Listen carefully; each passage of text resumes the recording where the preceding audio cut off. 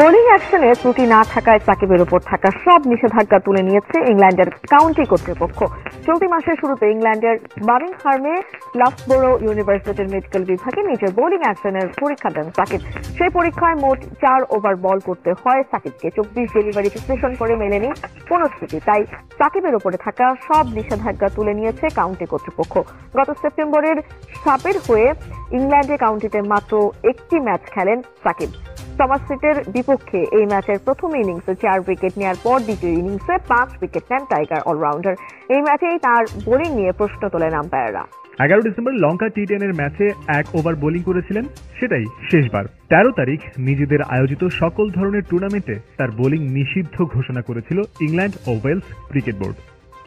দুদিন পর 15 ডিসেম্বর এক বিবৃতির মাধ্যমে বিসিবি পরিষ্কার করে দেয়, আন্তর্জাতিক ক্রিকেট সহ বিশ্বের অন্য কোনো ফ্র্যাঞ্চাইজি লিগেও বোলিং করতে পারবেন না সাকিব।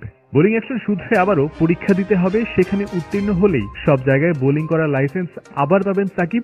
আপাত দৃষ্টিতে এমন মনে হওয়াই স্বাভাবিক, কিন্তু না। বাংলাদেশ ক্রিকেটের উজ্জ্বল চরিত্র সাকিব আল হাসান মাঠে থাকুক বা না থাকুক, তিনি সবসময় আলোচনায় থাকেন। 5ই আগস্ট দেশের ক্রিকেট থেকে সাকিবকে সাময়িকভাবে অবজ্ঞা করা হলেও তার গুরুত্ব তেমন কমেনি। সাকিবকে নিয়ে এখনকার আলোচনাটা অবশ্যই একেবারে ক্রিকেটীয়। চ্যাম্পিয়ন্স ট্রফির দলে তিনি থাকছেন কিনা, কারণ অধিনায়ক শান্ত সোজা সাপটা বলে দিয়েছে, পাকিস্তান দুবাই সাকিবকে লাগবেই লাগবে। অবশ্যই আমরা সাকিব ভাইকে মিস করব, থাকলে ভালো হতো। আমরা চ্যাম্পিয়ন হওয়ার লক্ষ্যে যাচ্ছি। না, অবশ্যই ডেফিনেটলি মিস করব, বাট আসলে চাইলেই তো আর পাওয়া যায় না। যদি সরকার এবং বাংলাদেশ ক্রিকেট বোর্ড বিসিবি তাকে অনুমতি দেয় তবেই সম্ভব, কিন্তু মনে হয় না এমনটা কখনো হবে। যে সাকিব অলরাউন্ডার হিসেবে বিশ্বে ক্রিকেটে পরিচিত, এখন সেই সাকিব আল হাসানকেই দেশে ঢুকতে দেওয়া হচ্ছে না।